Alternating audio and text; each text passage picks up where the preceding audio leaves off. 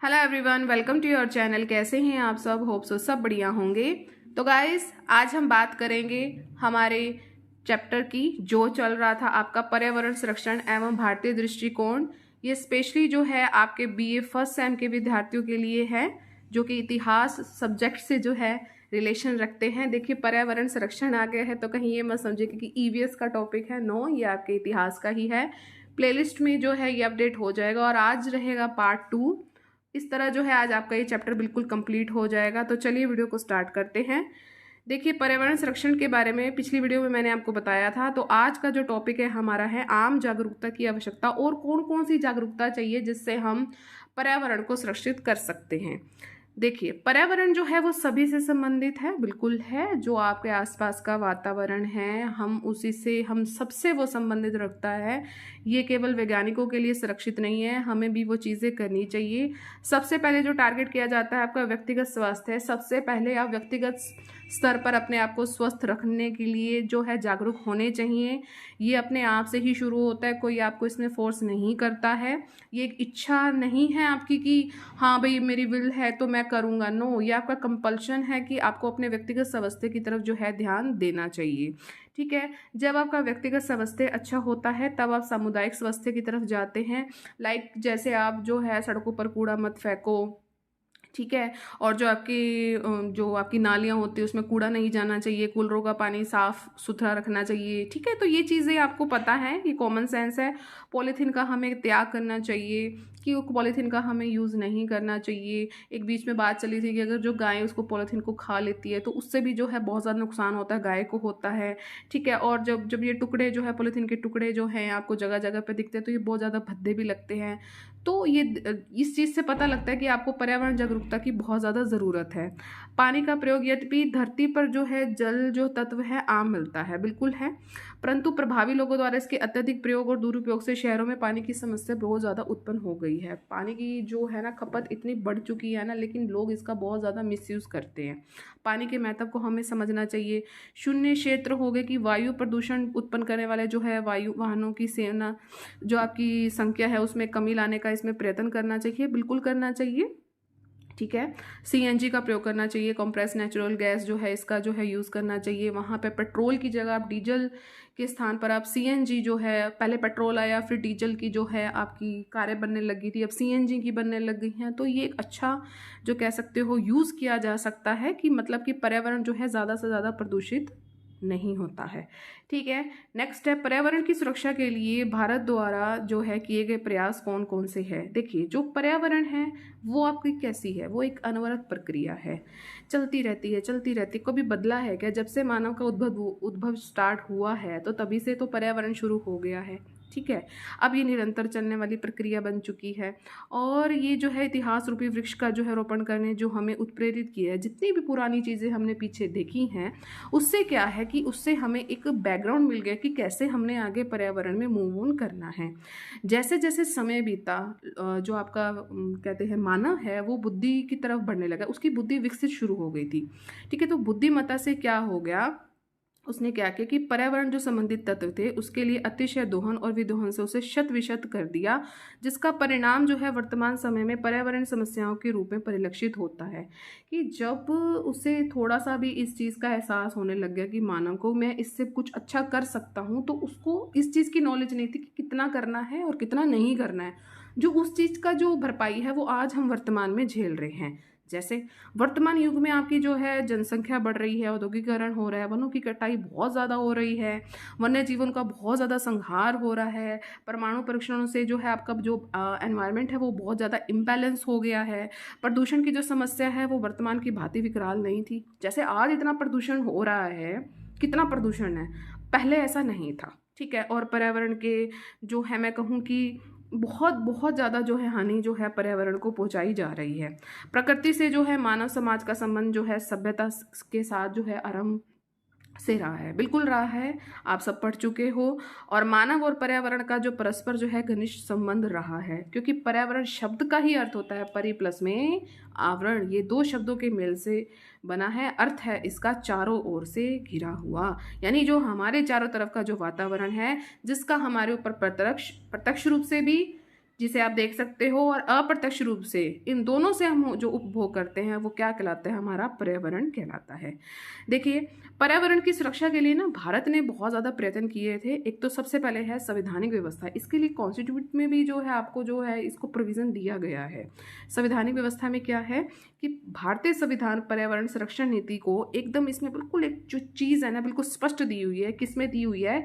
भारतीय संविधान पर्यावरण संरक्षण नीति में। इसमें क्या है कि नीति निर्देशक सिद्धांत हमारे संविधान का एक उजला दस्तावेज है।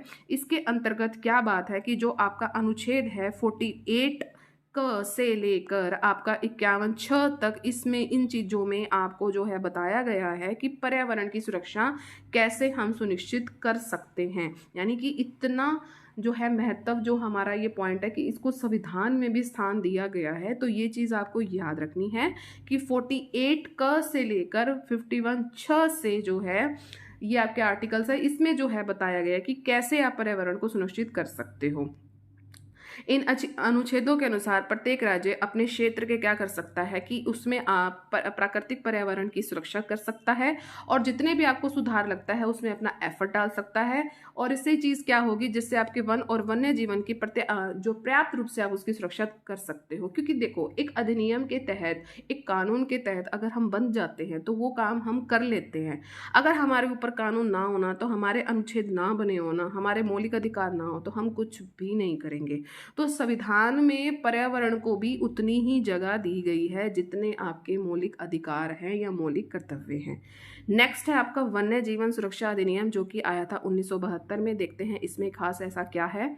इसके तहत वन्य जीवन को प्रदेश की सूची से केंद्र की सूची में जो है ट्रांसफर कर दिया था, और केंद्रीय सरकार को ये सारी शक्तियां दे दी गई थी। ठीक है, ये राज्य लेवल पे नहीं रहा, ये केंद्र लेवल पे हो गया था। और 1952 में ऐसा हुआ था कि भारतीय वन्य जीवन जो है बोर्ड की स्थापना शुरू हो गई थी। ठीक है, 1952 में इसकी जो है शुरुआत हुई थी, और ये आया आपका 1972 यानी कि 1972 में ये अधिनियम बिल्कुल पारित हो गया।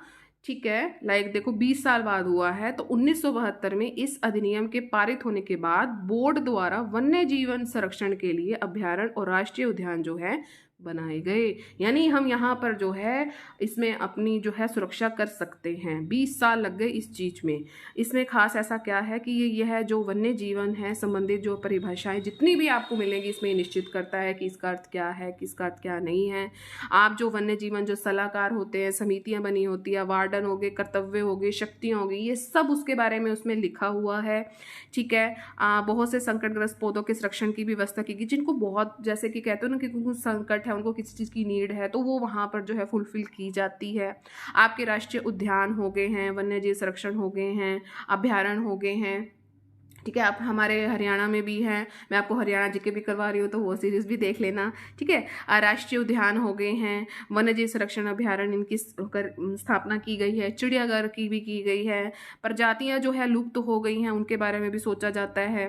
और जो प्रजातियाँ हैं उनके शिकार पर भी और व्यापार पर भी जो है बिल्कुल प्रतिबंध लगाया कि आपने ऐसा काम कुछ भी नहीं करना है, जो पहले बहुत ज़्यादा होता था। अगर ये जो अधिनियम बनाया गया है, वन्य जीवन जो अधिनियम है, जो कि आपका आया था 1972 में, अगर किसी ने इस चीज़ का, इस अधिनियम का किसी ने भी उल्लंघन किया तो उसको जुर्माना देना पड़ेगा और सजा भी उसे होगी। ठीक है, तो इतनी स्ट्रिक्टनेस है, तो आप देख सकते हो कि इसकी महत्व क्या होगा। नेक्स्ट आपका आया था वन संरक्षण अधिनियम, जो कि आपका आया था 1980 में, जो कि है 1980। ये अधिनियम जो सबसे पहले हुआ था आपके जम्मू कश्मीर को छोड़कर देश के सभी भागों में ये मान्य था। अब इसमें ऐसा खास क्या है कि राज्य सरकार वनों का प्रयोग केवल वानिकी कार्यों के लिए करेगी, अन्यथा उसे केंद्र सरकार से उसकी अनुमति लेनी होगी। अगर अपने उस लेवल पे वो काम नहीं करा तो वो केंद्र सरकार से जो है परमिशन लेगा। एक सलाहकार समिति हर प्रकार के वनों के संरक्षण के लिए जो है उपलब्ध, जितनी भी उनको धनराशि की नीड होगी वो उपलब्ध कराएगी। ठीक है, और वनों के भीतर जो है बिजली की लाइनें बिछाना, भूकंप सर्वेक्षण करना, बांध परियोजना प्रारंभ करना, ये कुछ ऐसे काम है कि जिससे आपको जो है केंद्रीय सरकार है उससे आपको परमिशन लेनी पड़ेगी। चाय हो गया, कॉफ़ी हो गया, मसाले हो गए, रबड़ हो गए, इन सभी के लिए आपको क्या है वानिकी कार्यों में इसको गिना जाएगा। आपको यदि जो आपके फल वाले वृक्ष हैं तेल होगी, औषधि वाले जो वृक्ष हैं, तो केंद्र सरकार से आपको जो है इसकी अनुमति लेनी पड़ेगी। अगर आपको जो फल वाले वृक्ष लगाने हैं, तेल लगाने हैं, औषधि लगानी है, तो आपको राज्य स्तर पर ये काम नहीं होगा, आपको केंद्र सरकार से इसकी परमिशन लेनी पड़ेगी। और जो वन के अंदर जो आपके खनन कार्य होते हैं, जैसे आप उत्खनन करते हो, किसी चीज़ को वो निकालते हो, तो वो गैर वानिकी माना जाएगा, वो वानिकी में नहीं आएगा। ठीक है, तो ये चीज़ आपको ध्यान रखनी है। ये आपके हैं वन संरक्षण अधिनियम 1980 में। नेक्स्ट है आपका जल प्रदूषण निवारण एवं नियंत्रण अधिनियम। ये आपका आया था 1976 में। देखो नाम से ही पता लग रहा है कि जल की यहाँ पे बात की जाएगी। जल प्रदूषण का अगर हमने कैसे निवारण करना है, उस पर हम किस तरह का नियंत्रण रख सकते हैं, उसको हम कैसे स्वच्छ रख सकते हैं, तो उसके लिए ये अधिनियम आया था। उसमें ऐसी खास बात क्या है, ये भूमिगत और सही जल के जो आपके स्रोत होते हैं उसकी गुणवत्ता को बनाए रखने के लिए हर प्रकार के जो है प्रावधान करता है। जैसे मान लो कि हमें किसी चीज़ की गुणवत्ता बतानी है, तो ये जो अधिनियम पारित किया गया और इसमें जो लोग बैठे हैं, तो वो ये बताते हैं कि कैसे हम चीज़ों से उस चीज़ की गुणवत्ता को बढ़ा सकते हैं। इसके तहत जो है आपका केंद्रीय और राज्य प्रदूषण नियंत्रण जो है बोर्डों की स्थापना की गई है और उनके कार्य और शक्तियाँ जो है निर्धारित की गई है। आप ज़रूरत से ज़्यादा जो है अपनी शक्ति का यूज़ इसमें नहीं कर सकते हो। बोर्डों के अनुदान हो गए, बजट हो गया। देखो हर काम में जो है पैसा लगता है, तो बजट तो ज़रूरी है ही, उसका जो है रिकॉर्ड रखना बहुत ज़्यादा ज़रूरी है। इन सब में इन सभी चीज़ों का प्रावधान है आपके जल प्रदूषण निवारण नियंत्रण अधिनियम, जो कि आपका आया था 1976 में। उसमें इस चीज़ की जो है उल्लेखना की गई है। अगर आप कानून का कोई उल्लंघन करते हो तो आपको जुर्माना भी होगा और सज़ा भी होगी। ये हर आपको अधिनियम में मिलेगा। नेक्स्ट है आपका केंद्रीय प्रदूषण नियंत्रण बोर्ड। इसमें क्या है खास, ये जल प्रदूषण के निवारण और रोकथाम के विषय में केंद्र को जो है आवश्यक सलाह देता है। अगर उसको कहीं नीड लगती है कि राज्य स्तर पर कोई काम जो है अच्छे से नहीं हो रहा है, तो सलाह लेता भी है। अगर उसे लगता है कि अगर सलाह देने की जरूरत है, तो केंद्र को आवश्यक सलाह भी देता है। ये प्रादेशिक जो आपके प्रदूषण है नियंत्रण बोर्ड है, उनको सलाह भी देता है और उनको मार्गदर्शन भी करता है। देश भर में जितने भी जल प्रदूषण आपकी जितनी भी सूचना है और जो रिपोर्ट है, इसको संकलित करता है। देखिए यहाँ पर जो है बात हो रही है देश भर की प्रदूषण संबंधी जितनी भी रिपोर्ट है कि कहाँ पर कितना जो है आपका एरिया प्रदूषित हो रहा है, और उसकी जो सूचना है, रिपोर्ट है, ये जो है आपके केंद्र स्तर पर दी जाती है। और अगर कहीं भी अगर आपको प्रदूषण लग रहा है, प्रदूषित जल की जो है अगर उसका उपचार करना है, तो उसके लिए आपको जो है विविध जो है उपलब्ध जो है करवाती है, कि विधियाँ उपलब्ध करवाते हैं कि किस, जैसे लाइक आसन विधि, ठीक है, आसन विधि है, तो उससे आप कर सकते हो। ठीक है, चलिए आगे बढ़ते हैं। राज्य प्रदूषण नियंत्रण बोर्ड, इसमें यह बताया जाता है कि अगर राज्य में स्थापित होने वाले किसी भी उद्योग से जो है यदि किसी जल स्रोत को अगर कोई भी क्षति पहुंच रही है या संभावना है, तो राज्य सरकार को इसकी पूर्व सूचना देता है।